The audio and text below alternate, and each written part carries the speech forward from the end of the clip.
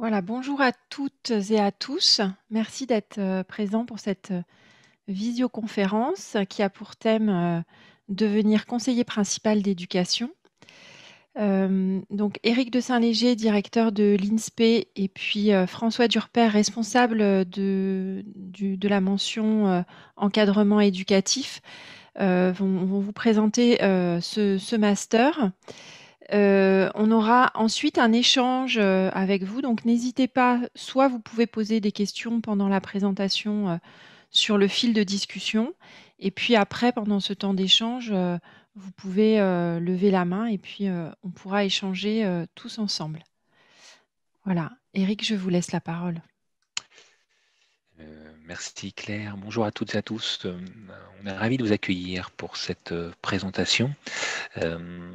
Directeur de l'INSPE de l'Académie universelle, ce que je me propose de faire, très simplement, c'est peut-être de vous, dans un premier temps, de vous présenter l'Académie, puis l'INSPE. Ensuite, de vous présenter un peu le contenu de la réforme des formations MEF. Et puis enfin, de vous indiquer peut-être les points principaux sur lesquels on travaille dans le cadre de ces formations, avant de donner ensuite la parole à François Durper qui vous présentera de façon beaucoup plus précise ce master MEF. Donc je commence par vous présenter en quelques mots l'Académie de Versailles.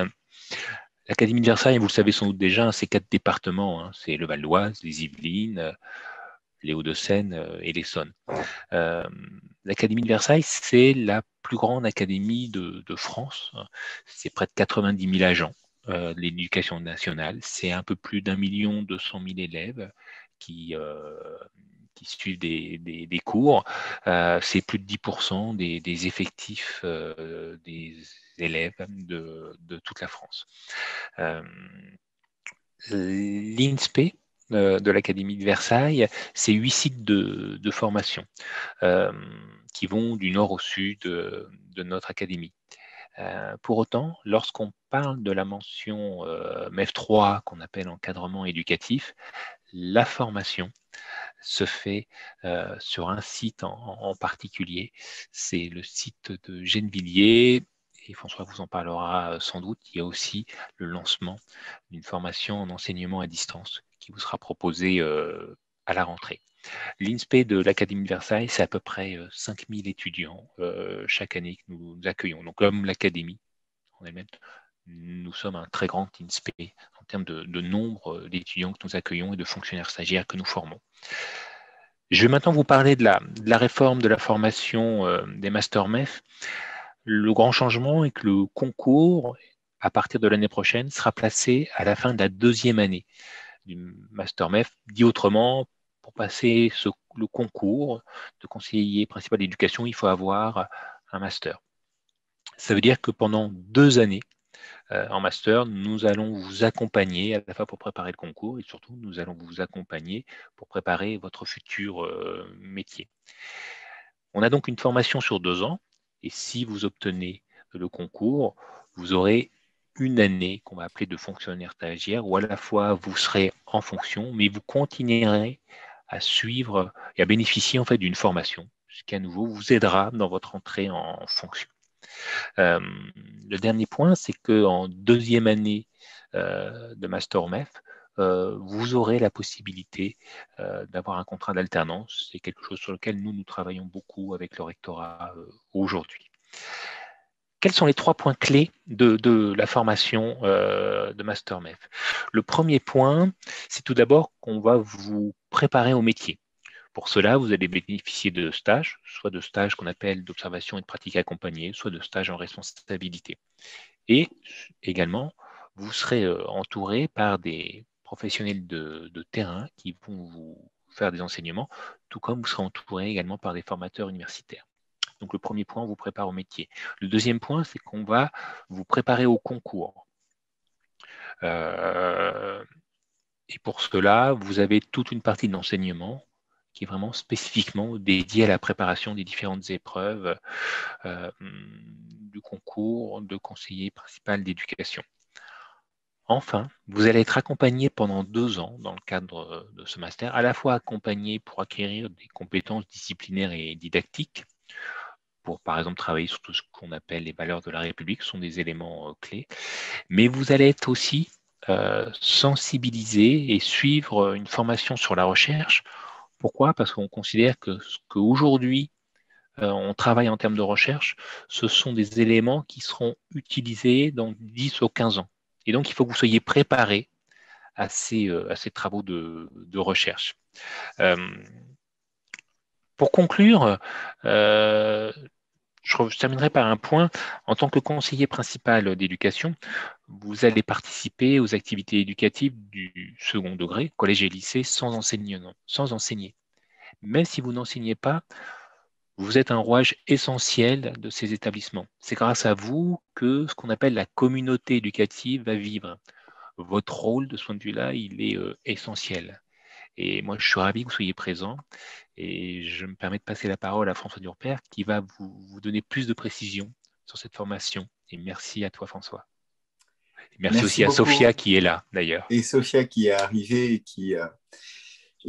Sophia Chimi, qui prendra également la parole. Merci à vous tous pour l'intérêt que vous portez à ce métier de CPE. Alors, par définition, si vous êtes là, c'est que vous vous intéressez déjà à ce métier, mais je vais me permettre quand même d'essayer déjà de vous donner envie de faire ce métier. La première chose, c'est effectivement, Eric vient de dire, vous n'enseignez pas. Donc, mais vous êtes éducateur. Ça veut dire quoi? Ben, ça veut dire peut-être, et je vais commencer à préparer, enfin, peut-être à vous présenter le métier d'une manière un petit peu négative en vous disant, si vous avez envie d'éduquer, mais que vous n'avez pas envie d'être dans une classe avec une seule discipline et avec quelques classes dans la journée, mais que vous avez envie d'avoir une mission d'éduquer qui est sur l'ensemble de l'établissement et pas limitée à une seule discipline, peut-être que c'est le métier de conseiller principal d'éducation qui vous convient. Et même si vous n'enseignez pas, le conseiller principal d'éducation, il enseigne quand même de plus en plus. Hein. Heure de vie de classe, il fait la formation des élèves à la citoyenneté. Donc, il a de plus en plus à être aussi dans cette posture qu'a l'enseignant face à ses élèves. Ce qui est très intéressant dans ce métier, c'est que c'est un métier de plusieurs métiers, qui recouvre plusieurs métiers. Alors, évidemment, celui d'éducateur, on va dire aussi celui de psychologue, parce qu'il faut connaître très bien la psychologie adolescente, celui de médiateur, voire de diplomate, parce que vous avez à, en quelque sorte, gérer les conflits dans l'établissement. Alors, pas seul, hein. Il y a aussi le métier de chef d'orchestre, parce que vous avez, Eric a dit, c'est un métier de rouage, mais c'est effectivement un métier où vous mettez en relation les élèves, les enseignants, les parents. Vous êtes à l'intersection entre la direction, les enseignants, le monde des parents. Et donc, c'est un métier de relation. C'est un métier vraiment très relationnel. Vous faites jouer ensemble, en quelque sorte, dans un établissement, tout le monde a sa partition et vous êtes là pour faire jouer ensemble l'équipe pédagogique et puis l'ensemble des acteurs de l'établissement. Donc ça, c'est vraiment fondamental, avec trois missions principales aux conseillers principaux d'éducation. La première, c'est l'organisation de l'établissement, de la vie scolaire, de la vie collective dans l'établissement. La deuxième, c'est le suivi des élèves, le suivi du parcours des élèves. Ça, c'est vraiment fondamental. Et puis, vous avez aussi à conduire, à impulser la politique éducative de l'établissement. Et donc, cette formation qu'on vous propose, eh bien, elle va vous proposer d'acquérir ces compétences. Parce que peut-être que je vous ai déjà effrayé en vous disant il y a beaucoup de choses et beaucoup de qualités à avoir. Et ce ne sont pas tant des qualités que des compétences à acquérir. Donc, on va vous aider dans cette formation en 2 ans, comme vient de le dire Monsieur le directeur, eh bien, de peut-être acquérir toutes ces compétences pour devenir CPE. Cette formation, elle se passe à Gennevilliers, sur le site de Gennevilliers, et elle est d'abord une formation qui va faire intervenir des acteurs très différents, à la fois des universitaires, des enseignants-chercheurs, mais également des acteurs de terrain, des CPE, des chefs d'établissement, des infirmières scolaires. Enfin, vous avez face à vous des formateurs qui ont une pluralité de casquettes dans l'établissement. Et ça, c'est une des particularités de cette formation. Vous avez aussi une formation, comme vient de le dire Eric, qui est en alternance. Une formation en 2 ans, en alternance, où vous allez pouvoir, pendant votre année de M1, observer ce qui se passe à l'intérieur de l'établissement et puis acquérir des responsabilités avec un contrat d'alternance en M2. Ça, c'est quelque chose de fondamental. Vous n'allez pas être enfermé pendant 2 ans à l'INSPE, à écouter des cours théoriques, vous serez aussi sur le terrain. Et puis, ce qui est important aussi à savoir, une particularité de la formation des CPE, c'est que à partir de cette année, de la rentrée prochaine, vous avez la possibilité soit de faire cette formation en présentiel, soit de faire cette formation en distanciel. Alors, c'est un concours qui est très exigeant. Si vous pouvez faire la formation en présentiel, eh bien, il ne faut pas s'en priver. Mais vous avez aussi cette possibilité de faire cette maquette en distanciel qu'on propose également sur 2 ans.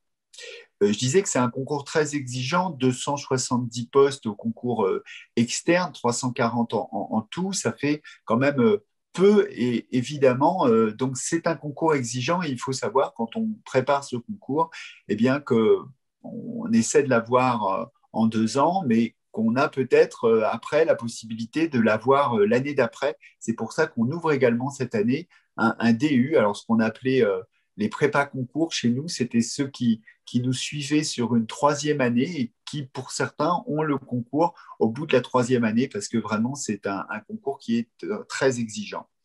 Bon, ce n'est pas le lieu aujourd'hui que je vous explique les épreuves écrites, les épreuves orales. Si vous avez des questions, n'hésitez pas à le faire. Je ne vais pas parler beaucoup plus longtemps parce que je veux laisser aussi Sophia, qui est responsable de la formation, vous expliquer un peu ce qu'il retourne et ce que j'aurais pu éventuellement oublier. Oui, alors bonjour à tous, merci d'être là et merci à Monsieur de Saint-Léger et à François d'avoir introduit cette réunion. Alors, juste pour compléter un petit peu, puisque la réunion s'intitule « Comment devenir CPE ?» Effectivement, un concours, plusieurs types de concours, concours externes, concours internes, concours réservés, etc. Mais nous préparons spécifiquement et uniquement au concours externe, ce qui n'empêche pas évidemment que pendant la formation, certains d'entre vous, enfin des étudiants, préparent les deux. Donc, préparent par exemple le concours interne, s'ils ont une expérience dans l'éducation nationale, et que nous puissions les soutenir à ce sujet. François disait un concours exigeant, effectivement, 2 épreuves écrites, 2 épreuves orales, pour lesquelles il est attendu des compétences académiques, d'une part, notamment à l'écrit, et puis des compétences professionnelles qui sont basées sur le référentiel de compétences spécifiques des CPE, mais aussi sur le référentiel des compétences des personnels de l'éducation et de l'enseignement. Des compétences que vous acquérez en stage, lors de vos stages en établissement. Donc, on pourra revenir si vous avez des questions sur le concours à proprement parler. Mais ce que je voulais ajouter, c'est que la majorité des étudiants qui réussissent le concours sont ceux qui ont une expérience déjà. Mais ça, c'est vraiment quelque chose qui est attesté tous les ans, qui ont une expérience en établissement scolaire. Et un des critères, effectivement, du recrutement de l'INSPE pour les étudiants qui suivront la formation chez nous, un des critères de recrutement, c'est une expérience soit dans un établissement scolaire, soit dans une structure à vocation éducative. Voilà. Donc, arriver quand même avec un petit bagage, une petite expérience de ce point de vue-là. Je voulais par ailleurs juste compléter un petit peu ce qui a été dit par Monsieur de Saint-Léger et par François sur le métier de CPE. J'entends souvent les candidats au concours parler de polyvalence du métier. Et il y a quelque chose là toujours un petit peu surprenant pour moi, qui suis CPE depuis une petite vingtaine d'années, c'est il y a une véritable expertise dans le métier. C'est-à-dire Polyvalence, ça veut dire un peu tout et n'importe quoi. Le CPE a une expertise, notamment une expertise évidemment sur le plan éducatif. C'est un éducateur dans l'éducation nationale, dans l'institution scolaire. Il y a la dimension conseil du CPE, conseiller principal d'éducation, donc il y a une dimension conseil. Et puis évidemment, il y a la dimension partenariat et la dimension communication. Voilà, qui sont des compétences qui sont d'ailleurs développées, que vous retrouvez dans la maquette des masters. À nouveau, pour terminer et pour continuer de compléter un peu la présentation du métier, puisque tu as donné, François, 3 grands axes des missions du CPE. Le CPE est un responsable de service, il est inscrit dans l'établissement dans un organigramme, il travaille sous la responsabilité d'un chef d'établissement. Voilà, quand on devient lauréat du concours, on devient aussi fonctionnaire, fonctionnaire stagiaire d'abord, effectivement, mais fonctionnaire aussi. Donc, on entre dans une institution avec sa hiérarchie, ses codes, ses normes, etc. Il est responsable d'un service qui s'appelle le service de vie scolaire. Donc, il a en charge une équipe de vie scolaire avec principalement des assistants d'éducation. Il accompagne les élèves, le parcours des élèves, et enfin, il collabore avec les enseignants et avec les parents notamment, puisque le partenariat s'étend évidemment avec d'autres pôles d'un établissement scolaire qui sont, par exemple, le service social, le service médical, etc. Voilà, donc ça, c'était pour vous donner quelques éléments d'information complémentaires à la fois sur le métier et sur la formation. Je ne sais pas si François, tu voulais ajouter quelque chose là-dessus ou si on donne la parole. Oui, je pense que là, merci beaucoup, Sophia, et je pense qu'on a peut-être présenté, je pense qu'on va laisser la place aux questions maintenant. Alors, Garance Burbeau qui a levé la main. Oui, bonjour. Bonjour. J'avais une question. Est-ce que ce serait possible d'avoir un panorama global du genre de matières, je ne sais pas si on peut appeler ça des matières, mais qui sont de la maquette des 2 années, puisque sur le site de l'INSPE, j'ai vu que c'était en rénovation suite à la réforme. Oui, tout à fait. Tout à fait, Garance. Effectivement, les maquettes ont été complètement retravaillées là, dans le cadre de la réforme de la formation. Alors, je vous donne comme ça un petit peu effectivement les différentes, comme vous dites, matières.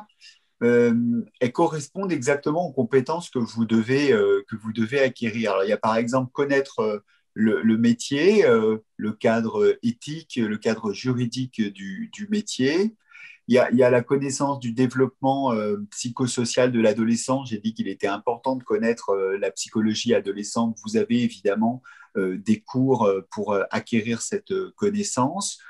Concevoir un projet, c'est très important, et ça, vous avez ça tout au long de la formation, parce que on va vous demander au cours du M2 de la 2e année, eh bien, de vous-même concevoir un projet et le mettre en place.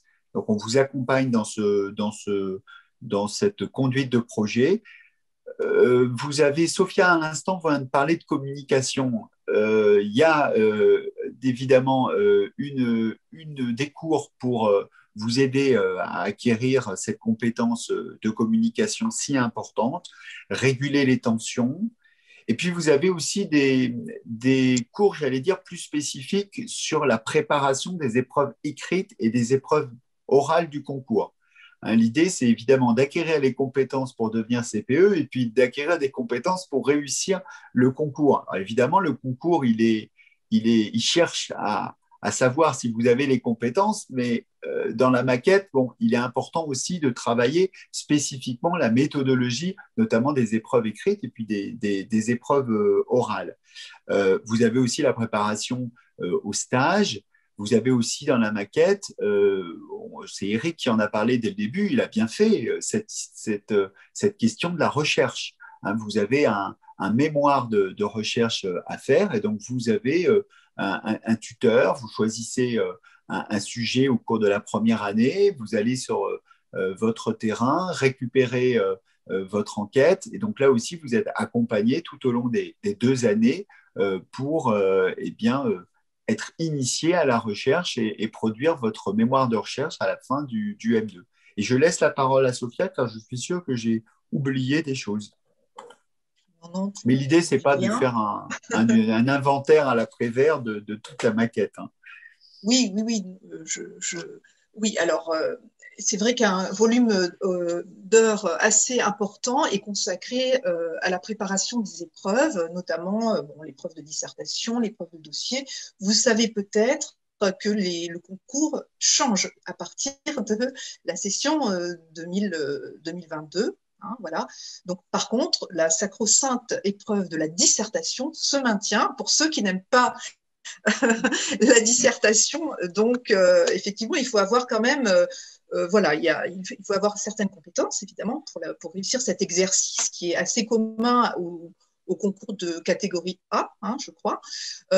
Donc voilà, il y a une épreuve de dossier, une étude de dossier hein, pour la deuxième épreuve écrite, voilà, qui est en fait une épreuve qui a déjà existé dans des concours, dans des sessions précédentes, hein, avant 2013, on va dire, et qui revient. Voilà. Donc voilà, effectivement, donc je disais un volume horaire assez important qui est consacré à ces épreuves.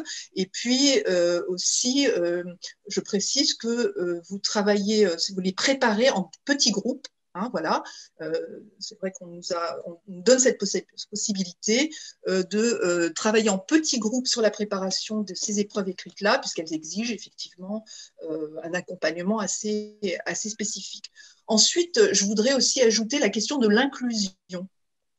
C'est vrai que dans toutes les maquettes, que ce soit pour les professeurs des écoles, les professeurs lycées, collèges et pour les CPE, un volume horaire assez important est consacré à la question de l'inclusion, c'est-à-dire de la prise en compte des élèves en situation de handicap, des élèves en difficulté dans nos métiers. En fait, hein, voilà. Donc, qu'est-ce que c'est que l'inclusion? Qu'est-ce que c'est que travailler dans un établissement à vocation inclusive, hein, c'est-à-dire qui est destiné à faire réussir tous les élèves sans distinction. Voilà, donc c'est peut-être un élément que tu n'avais pas mentionné, François. Oui. Et puis, tout à l'heure… j'ai oublié aussi, j'ai oublié aussi la question de l'internat, qui sera l'objet aussi d'un enseignement. Et puis, peut-être d'un mot… dire que dans la fameuse dissertation, il faut du contenu. Et donc, vous avez aussi des cours de sociologie de l'éducation, d'histoire de l'éducation, de philosophie de l'éducation, de connaissance du système éducatif. Voilà. Et donc, la connaissance du système éducatif, je rebondis sur ce que tu viens de dire, François, ce sont des séances qui sont proposées en commun avec les professeurs des lycées et collèges, notamment, je pensais aux professeurs des écoles, mais non, donc les personnels du second degré, hein, enseignants et CPE, connaissance du système éducatif, ça veut dire, bon ben voilà, qu'est-ce que c'est qu'un établissement scolaire, un collège, un lycée professionnel avec, sans internat, etc. Un lycée avec un établissement avec des dispositifs spécifiques, hein, les dispositifs qu'on appelle les dispositifs ULIS, qui accueillent les élèves en situation de handicap, ou des dispositifs type UPE2A, enfin pour les élèves allophones arrivants, etc. Donc voilà, connaissance du système éducatif, c'est une discipline, entre guillemets, je mets de gros guillemets, qui concerne tous les personnels, tous les futurs personnels de l'éducation nationale. Et puis, je voudrais également ajouter sur ces disciplines, même si ce mot, j'aime pas trop ce mot-là, parce qu'on essaie justement de décloisonner hein, dans la maquette des CPE les disciplines en travaillant davantage par compétences hein, plutôt que par discipline. Et donc, François évoquait la question des sciences humaines, hein, philosophie de l'éducation, sociologie de l'éducation, histoire de l'éducation.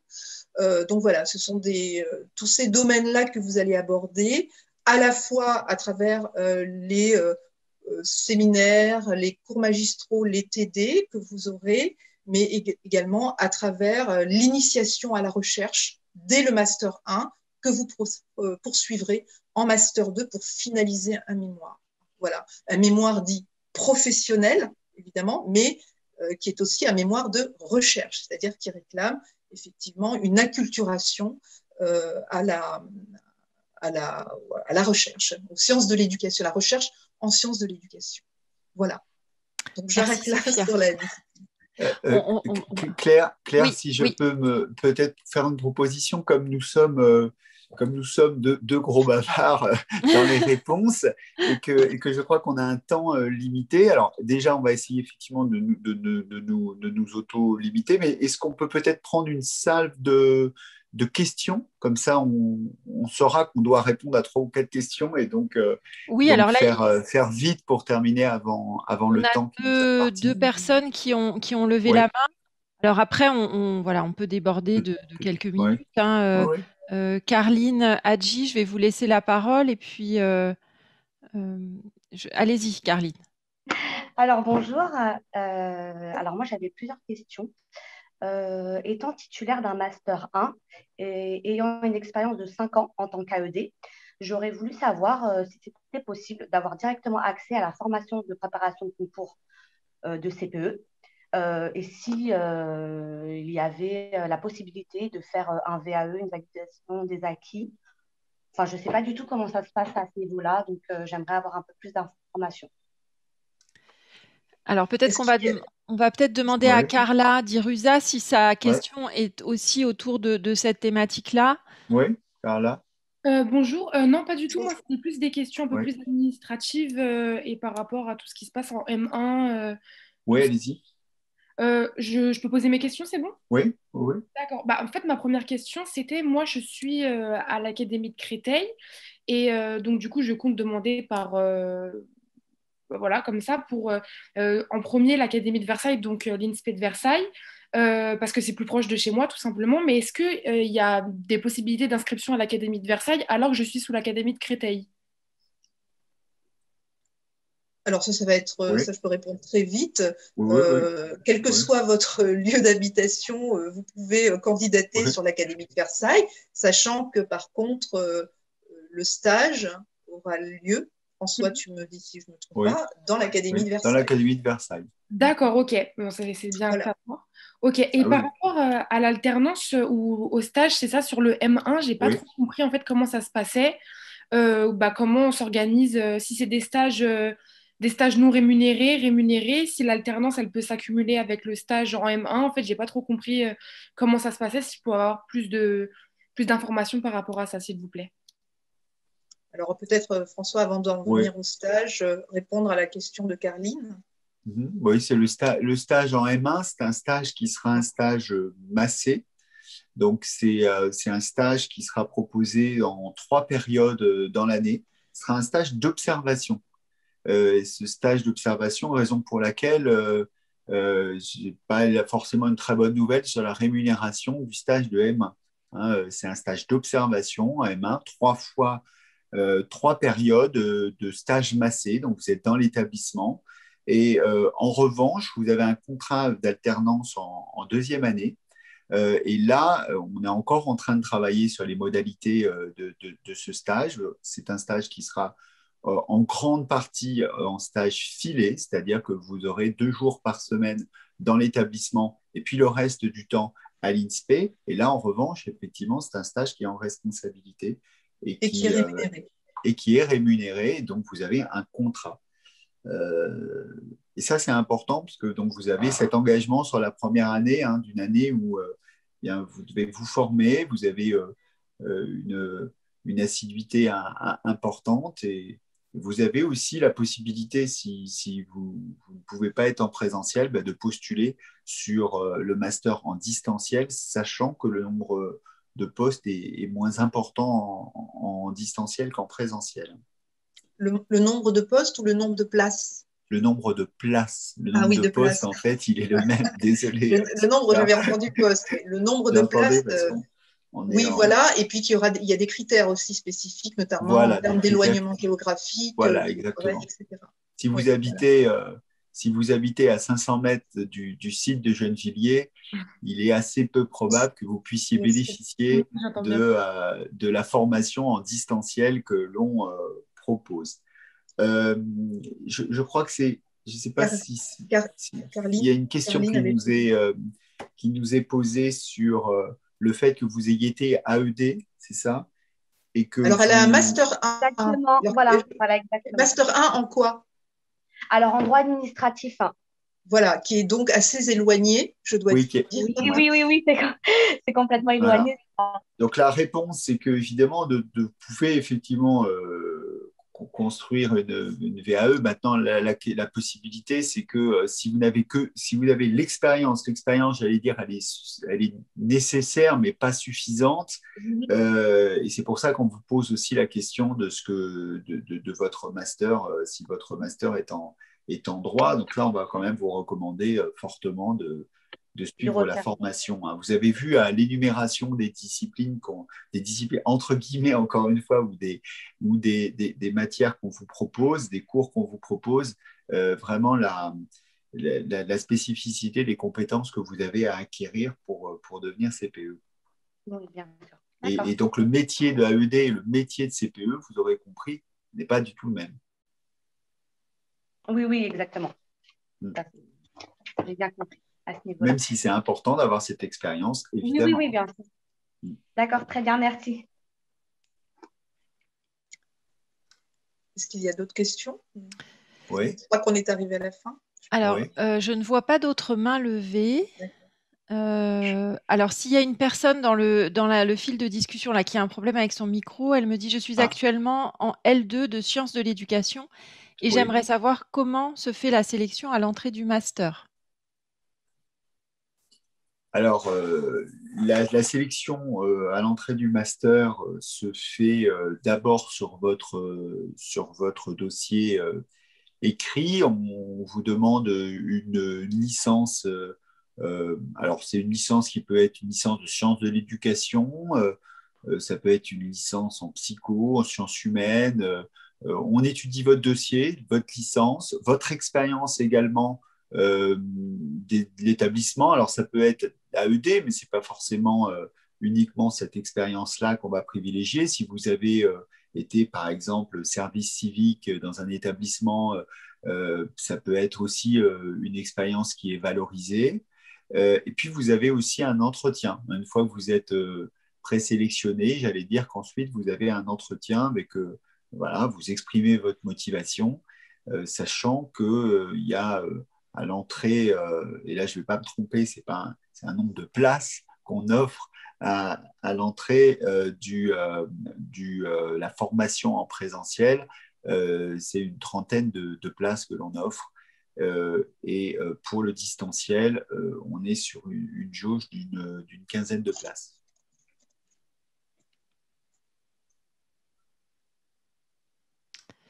Alors, il me semble que Garance, vous avez relevé la main. Peut-être avez-vous une question supplémentaire? Oui, c'est une question très rapide, c'est d'ordre administratif. Pour le dossier de candidature, pour la lettre de motivation, à qui est-il préférable de l'adresser?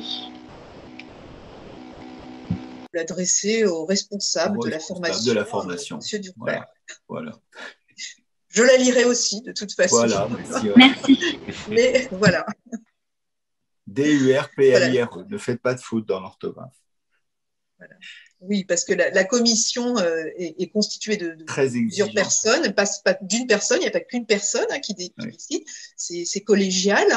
On associe aussi des enseignants, les enseignants du master, quelques enseignants, voilà. Et j'ajoute juste à ce que disait M. Durper tout à l'heure, les résultats aussi, donc vos relevés de notes universitaires sont aussi indispensables dans votre dossier, puisque effectivement la sélection, elle se fait sur dossier, vous l'avez bien compris, donc votre expérience, votre lettre de motivation, etc., votre motivation, donc effectivement, mais aussi vos résultats universitaires.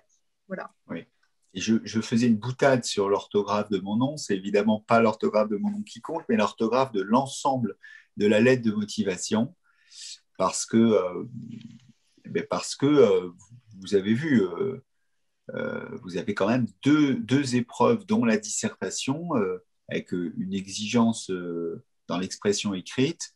On peut se dire, si vous faites une faute d'orthographe sur une page de lettre de motivation, que ça peut nous laisser un petit peu un peu d'inquiétude sur la suite. Donc, soyez très, très vigilants à votre expression dans votre lettre. Et le site de l'INSPE, hein, vous avez Oui. sur le site de l'INSPE toutes les informations, comme vient de le préciser Claire par écrit, hein, pour à la fois les dates et où vous devez postuler. Et puis tout ce qu'on est en train de vous dire, c'est reprécisé sur le site de l'INSPE de Versailles. Peut-être juste une dernière question qui était dans le fil de discussion à propos du BAFA. Est-ce que le BAFA est utile pour ce master? Non. Non, il n'y a pas, enfin, c'est pas, non, c'est pas du tout, il n'y a aucune obligation d'avoir le BAFA. Effectivement, c'est une obligation quand on veut travailler en centre de loisirs, mais ça ne l'est pas pour travailler dans un établissement scolaire. Voilà.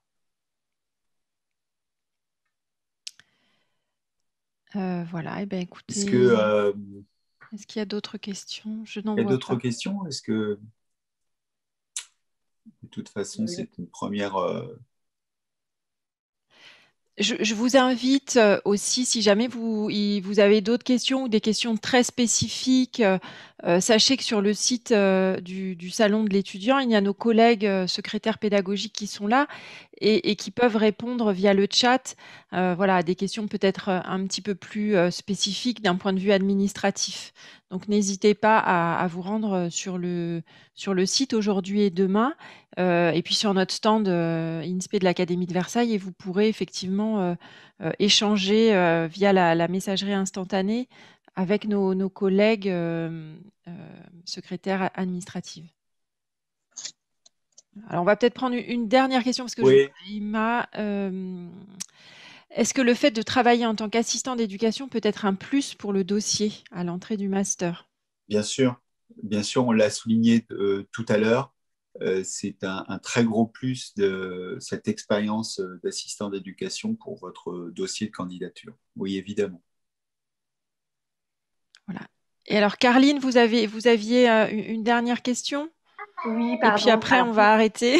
Très rapidement. On peut candidater dès à présent, c'est ça? Directement sur le site universitaire de Gennevilliers parce que je ne vais pas vous mentir, ça fait longtemps que j'ai eu mon diplôme, enfin pas très très longtemps mais quand même, donc je ne sais plus si c'est e-candidat, enfin j'ai plus trop de... C'est le 6 avril, là, je pense que ça commence. Ouais. Oui, c'est ça. Le 6 avril en ce qui nous concerne, et sur e-candidat. Oui, e-candidat 6 avril. Ouais. Et donc là, c'est pareil, toutes les informations sont sur le site, hein. Vous allez, comme je l'ai indiqué, dans la rubrique MEF3, et donc les dates de candidature et le lien est sur le site. Très bien, merci. Voilà. Voilà, merci à tous. Eh ben, merci. Merci à tous. Merci Claire de nous avoir d'avoir joué la maîtresse de cérémonie. Et écoutez, et surtout vous retrouvez l'enregistrement voilà, sur le site et sur YouTube. Voilà, et on espère le plaisir de retrouver en tant qu'étudiant toutes les personnes présentes ici. Oui.